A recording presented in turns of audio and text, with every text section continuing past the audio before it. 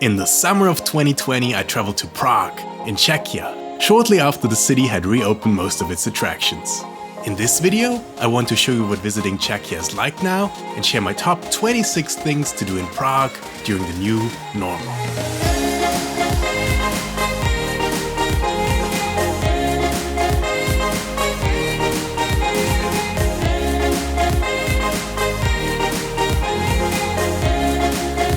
Good morning and welcome to Prague. I'm super excited. We're gonna discover all the amazing sides of Prague today. And of course, we start off with the number one side, which is the Charles Bridge.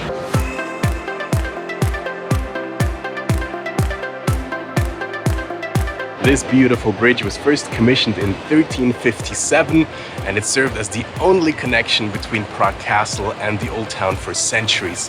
It's such a masterpiece, beautiful. And the special thing about it are of course all the statues of saints on each side of the bridge. The most famous statue on the bridge is that of Saint John of Nepomuk, the patron saint of Bohemia. He was a brave priest who refused to divulge the queen's confession to her husband, King Wenceslas IV, in 1393.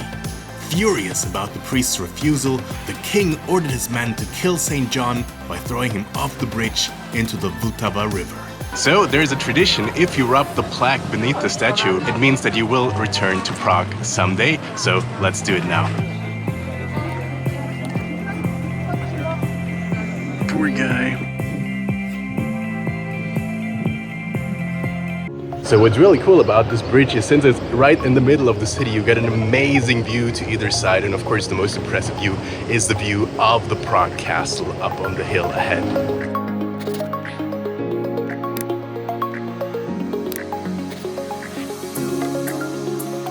So to get more energy for the climb up the hill to the castle, I decided to have the most traditional sweet here from Prague. It's called Trtlo. And you can have it with different flavors. I got the one with strawberry and ice cream and it looks amazing.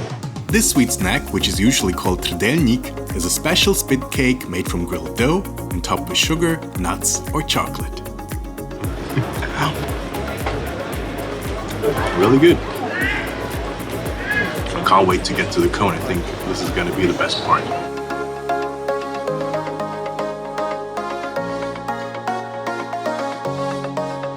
So here we are at the main entrance of the castle, as you can see, and there's two statues up there of battling titans and the palace guards below. Pretty cool. Let's go straight in. Founded in the 9th century and reconstructed several times, Prague Castle is the largest castle in the world and has been the official seat of the Czech rulers for centuries. It is a stunning complex with multiple courtyards, palaces and churches. And we are officially inside Prague Castle. This is the so-called second courtyard, and we'll start our tour with one of the main attractions of this castle in the third courtyard, which is coming up.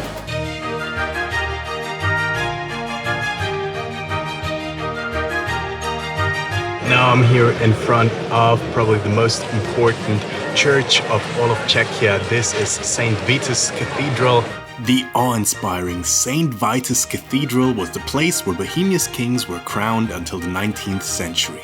Today, it is the seat of the Archbishop of Prague and the final resting place of many of the nation's most significant kings, princes and saints. Some of the highlights of the cathedral include the intricately crafted royal oratory, the massive silver sarcophagus of Saint John of Nepomuk, and the mesmerizing chapel of the good King Wenceslas, the patron saint of the Czech Republic.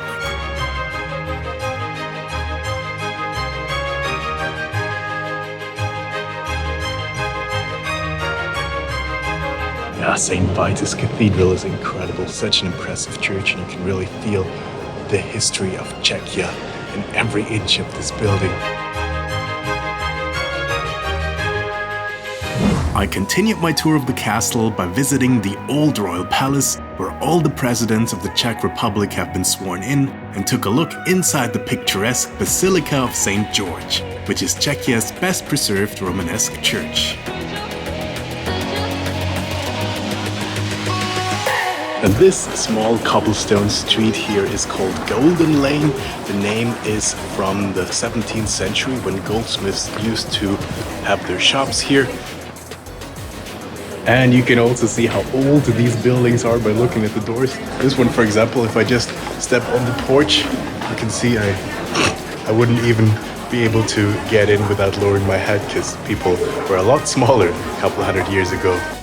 After finishing my visit to Prague Castle, I walked back down the hill and across Charles Bridge to get back to the city center.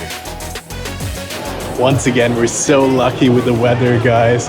It really cleared up now. The sky is turning blue and the clouds are disappearing. It's amazing. It's going to be a really warm, sunny day after all.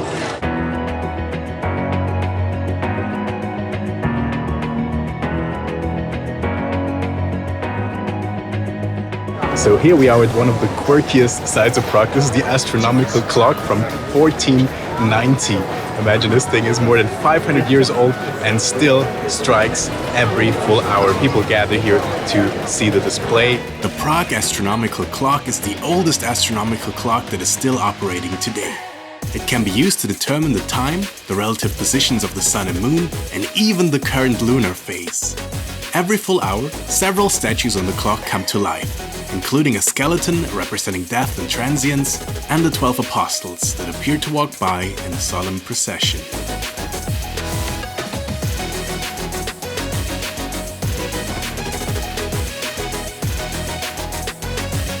And here we are in the super picturesque center of Prague. This is the old town square with beautiful pastel-colored buildings, churches, a beautiful Rococo palace right there behind me. Wow, such an amazing place, especially on a beautiful sunny day like today. The most striking sight on the old town square is the statue of Jan Hus, an influential Czech church reformer and philosopher who was burned at the stake in 1415 for criticizing the Catholic Church. Other important monuments on the square include the pretty Rococo-style Kinsky Palace, the slightly spooky-looking Church of Our Lady Before Teen, the Baroque St. Nicholas Church, and the recently reconstructed Marian Column. After strolling around the square, I went back to the old town hall and took the elevator to the top of the old town hall clock tower.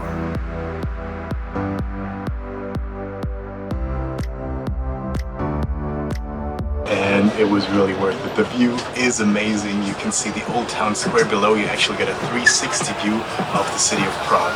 Wow, this is really impressive.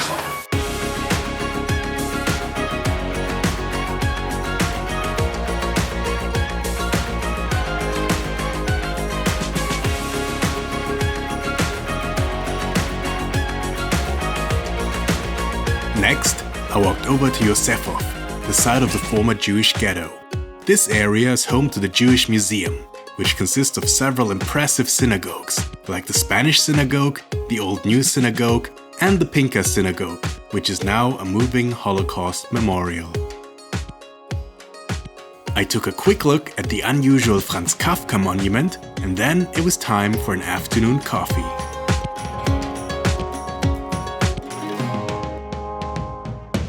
So I'm now at the bake shop Praha and having a quick break together with my new friend from Couchsurfing. Hello guys, my name is Anna and I'm from Russia. So now we will have a nice coffee with some sweets. It looks so good, by the way, check it out. And the good thing is Anna has been living here for 2 years already, so she's an expert, so she might be able to show us some cool places later, right? Maybe. I hope so. After a short walk, Anna and I arrived at one of Prague's most scenic parks. So now we are here in the Letná Gardens. It was a recommendation by Anna. Thank you so much. My favorite park here in Prague. It's so beautiful, especially now around sunset time. The light is great, and I think we're gonna get a great view of the city as well.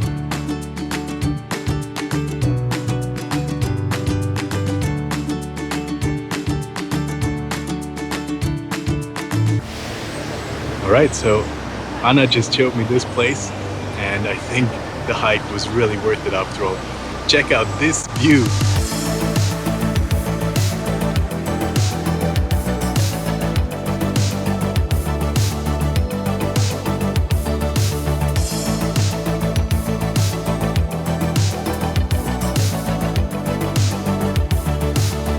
We walked back down from the hill and arrived in the picturesque Mala Strana neighborhood. The most important site in this area is the Franz Kafka Museum, which covers the life and work of Prague's most famous author. In the plaza in front of the museum, a quirky animatronic sculpture by David Cherney features two men relieving themselves into a puddle shaped like the Czech Republic.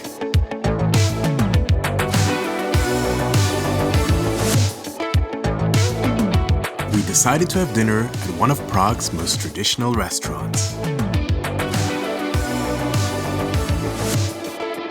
And it's a really cool one. It's like a cavernous place. Like we had to walk down several flights of stairs, and now we're like really deep under Prague, and it looks so cool and authentic.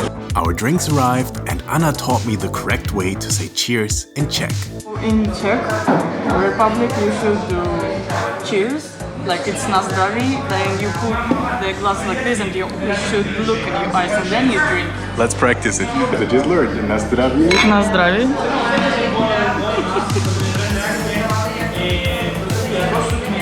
How you like the beer? It's so good. This is the Pilsner Urquell. It's delicious. And I got the goulash with dumplings. These are like made from Bohemian bread, and it looks so pretty. What a nice dish. Goulash, one of Czechia's most typical dishes, is a slow-boiled, very aromatic beef stew with onions and red peppers that is traditionally served with sliced bread dumplings. Guys, we're going to drink Becherovka. It's an original herbal liqueur which were firstly produced in Karlovy Vary by Jan Becher, and its primary was used for diseases. And now it's just a traditional liqueur in the Czech Republic. Na zdraví. Na zdravie. Ooh, it's pretty strong, but quite tasty.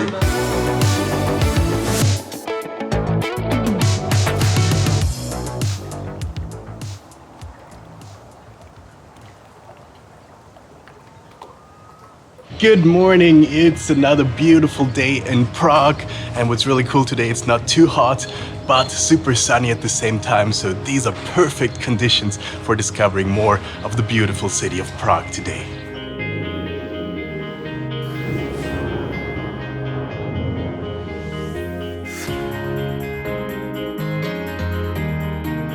And here we are at one of the quirky sides of Prague. This is the John Lennon Wall. After John Lennon was assassinated in 1980, he became a pacifist hero for the young people in Prague who were still stuck behind the Iron Curtain, and they started to paint this wall with an image of John Lennon, Beatles lyrics, and political graffiti. And the wall just keeps growing and evolving, and it's a really fun thing to see in Prague.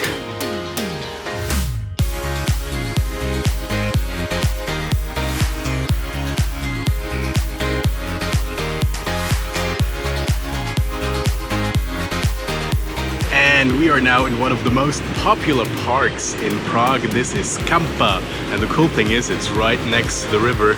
So if I turn around, you can see there behind me, you get a beautiful view of the river and also of Charles Bridge over there in the distance.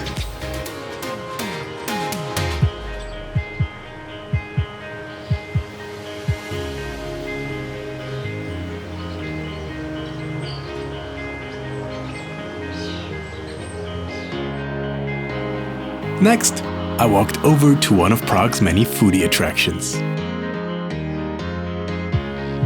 And on a super hot and sunny day like today, ice cream is of course always a good call, and luckily very close to the park there's one of the best ice cream shops in Prague. This is called Angelato.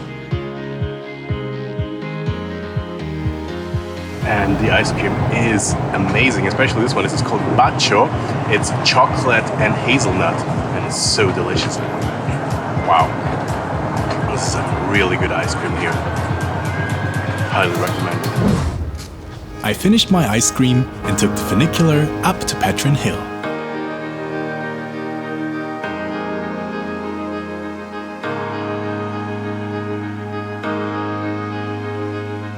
It was a really fun ride. This train goes every 15 minutes and it's part of the regular Prague public transport system. So you just get a day pass, for example, or any other kind of ticket that you would need for the public transport, and you can take this funicular up the hill. Really cool. We're gonna walk over to the Eiffel Tower, or at least something that looks very similar.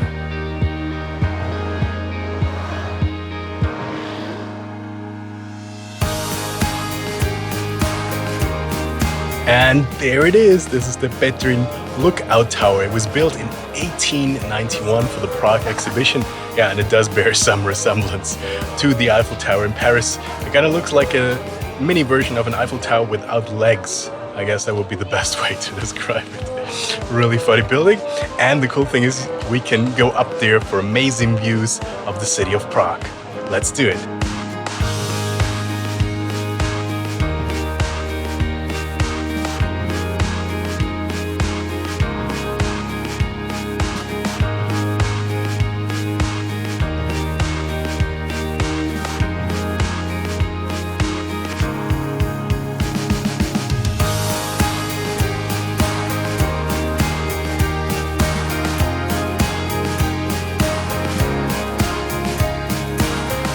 After descending from the lookout tower, I walked over to the Mirror Maze, which was also built for the Prague exhibition.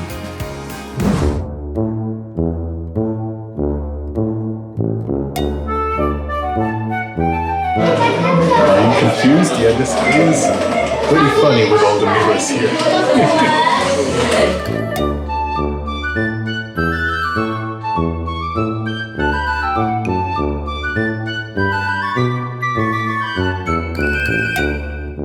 So yeah, the Mirror Maze, that was short and sweet. So much fun, especially for children. If you're traveling with children, this is a must do.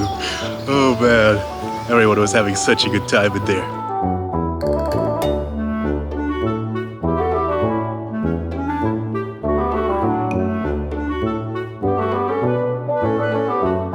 So, as you maybe know by now, I love e-scooters. I think they're amazing. You can save so much time when you're sightseeing in a city. But unfortunately here in Prague there's cobblestone everywhere in the old town. And cobblestone is not very pleasant when you're riding a scooter. It gets super bumpy. So I wouldn't really recommend the scooters in the old town, but since we're outside of the old town now, we can take one. And we're gonna get to our next destination on this e-scooter. Let's go.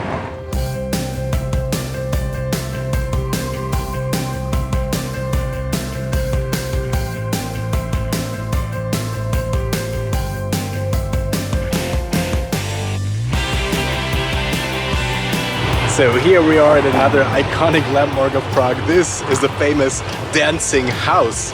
You can see the kind of narrow-waisted female dancer on the left and the more upright male dancer on the right. I think it's an incredible building and a true architectural masterpiece from 1996.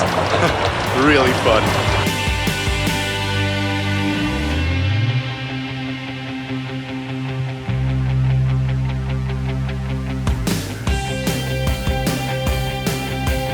So I'm standing here on a super important square for Czech history. This is the Wenceslas Square. It was first founded in the 14th century by Charles IV in honor of the good king Wenceslas that he admired. It was on this square here that the independence of Czechoslovakia was declared in 1918. It was on this square that the end of the Second World War was announced and celebrated, and it was also on this square that many of the most important protests during the Velvet Revolution took place. The Velvet Revolution in 1989 led to the end of single-party rule in Czechoslovakia and laid the foundation for today's modern state of Czechia.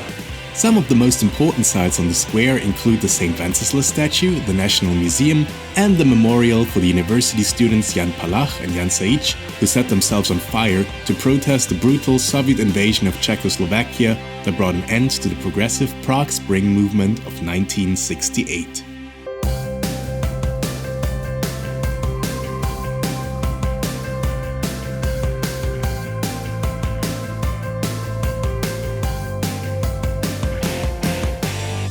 So this is Charles Bridge like we've never seen it from the water, and that's possible because I got this fun yellow paddle boat and I'm going around on the river now in the center of Prague. It's pretty cool. You can rent these boats for 1 hour and then you can go under the bridge all around on the river wherever you want. It's such a fun thing to do here in Prague, and of course sunset time is the perfect time to do this because the light is so beautiful at this golden hour time of the day.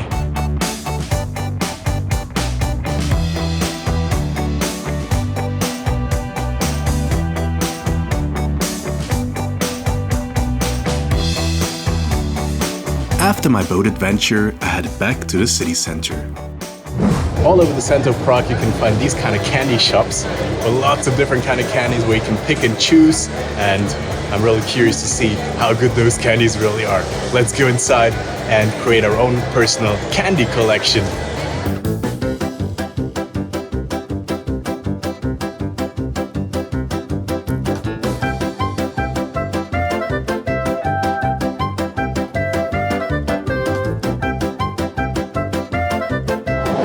Alright, I got myself a good amount of sweets, almost half a kilogram. That was so much fun. My inner child is so happy right now. Sweets and sweets and sweets. Great. Alright, now I'm gonna quickly go back to the hotel and then go out for dinner.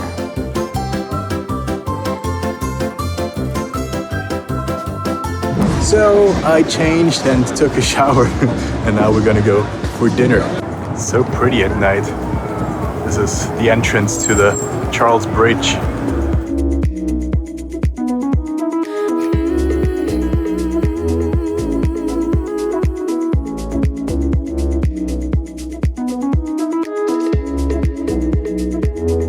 Alright, I'm in this restaurant now called Parlament, and it looks really cool. It's a traditional Czech place. I already got the beer, so cheers!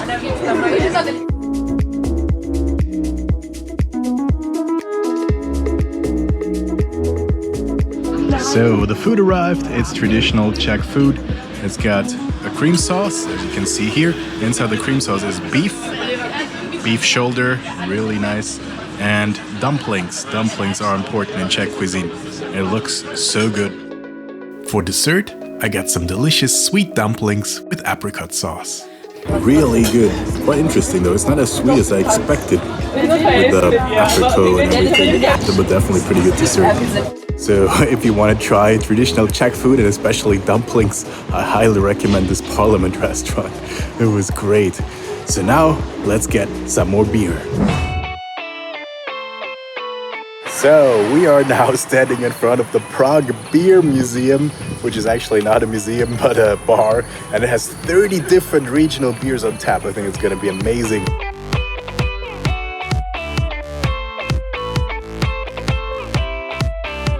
There you go. This is the beer list. It's pretty cool.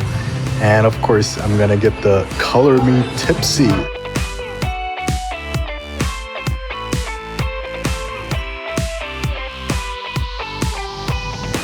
Alright, so let's start with the first beer.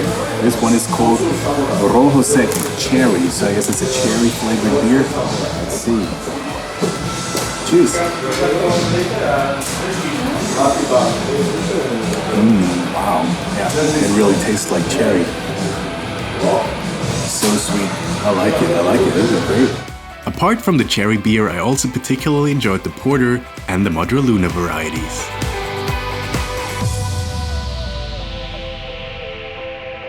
So now I'm gonna take the tram back home and try to go to bed early, so I'm well rested for going to Vienna tomorrow, to Austria.